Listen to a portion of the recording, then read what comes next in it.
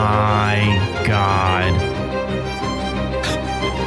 What? Somebody was so brave enough to take out the time to figure out how you're able to mount Half-Life 2 assets onto S&box in the S&box mode specifically, which is just mind-blowing. This is just, I don't even know what to say. This is really sick. And again, this is something I've talked about before where I said, it's not entirely impossible. It's just eventually someone's going to do this. Now, first off, I do have to mention that when it comes to the person, I'm not going to mention their name.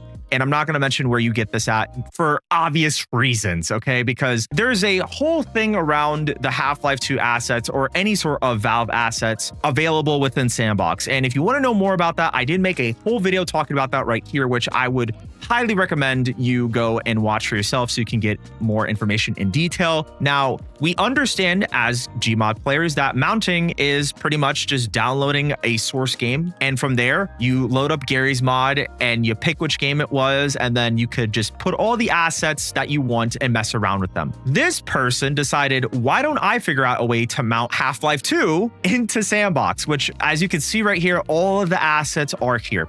Now, this person did mention that, again, they wanted to make this work for the specific reason of using it with the S&box mode, not to be used outside of it, as I don't even think it's possible for it to be used outside of the S&box mode, or just to use any of these assets for creating games. And it's also not finished. There's a lot of things that still need to be worked out in terms of some of the thumbnails that have missing textures, as you can see. And it's so crazy, dude.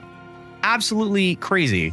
Look at this, just tons of assets you could just spawn at any point in time, just for the sake of it. Now, I was looking around to see if I could try to find some of the main characters. I found Dr. Klein here. I found Father Gregory over here. Gordon's HEV suit, which is really nice. Some dev tool stuff. A lot of Dr. Kleiner's equipment, which I'm pretty sure just looks like a bunch of DVD players and audio stuff, which is kind of cool. Most of this stuff that is here, you are able to spawn in through this. And it's a little weird at times because, of course, when you're scrolling through, it starts to lag a bit. But in terms of spawning basically any asset, it's possible.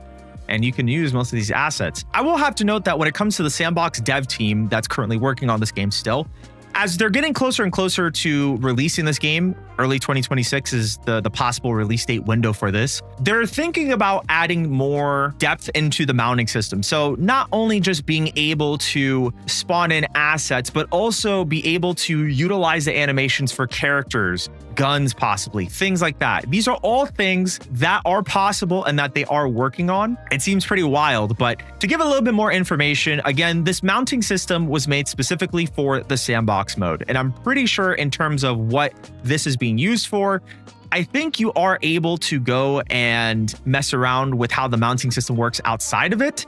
But in terms of making games using these assets, they are probably going to limit it only just to this game mode for copyright reasons, right? They don't want to get sued, anything like that. Everyone knows and remembers the whole Harry Potter RP thing that happened, and they had to take that down. And then also the the crazy Nintendo lawsuit thing, which wasn't really a lawsuit. It was just someone, I think, trolling. I'm not sure. It's just a whole long story. I'm blabbering too much, but going through these assets and talking more about this stuff, it's so cool to see that you are able to do this within S&box and the possibilities for mounting so many other games as long as you have them installed, which I could understand get a little bit crazy if you are not good with managing your hard drive space. I actually want to see what other games that they are going to add.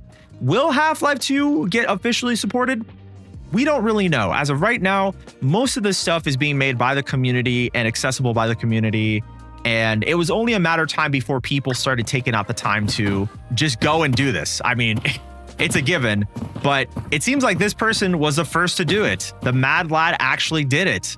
We have Dog right here, which is nice. There's Dr. Breen. We need G-Man. We got to make sure that the whole group is here. Wait, where's G-Man at? There's Barney. There's Alex. I don't know why her arm's all weird. Actually, no, her entire model is incredibly weird. There he is. Yeah. There you go. We have our Half-Life 2 mount, community-made Half-Life 2 mount, now possible within S&box. Again, due to the circumstances of the last time something in the lines of this happened, we'll just say with Team Fortress 2, I will have to refrain from telling you who it is or where to get it, but just understand it's possible. This is insane. I'm pretty sure, I'm not even really sure, to be completely honest. Let me just say that. I'm not sure, to be honest, if this person will take out the time to make this available to everyone at some point or not. Either or way, this is just absolutely wonderful. And this is what S&box is all about. Doing crazy stuff like this. Leave it up to the community to definitely disobey and completely forget about copyright laws or things like that, because, you know, they love Half-Life and Source games. So that's all I have for this video. Again, if you do want to check out some more awesome content, I recently just made a video talking about some awesome games that are coming to S&box, including this dungeon crawler RPG game right here. So definitely watch it. Let me know what you think in the comments down below, and I will check you then next time.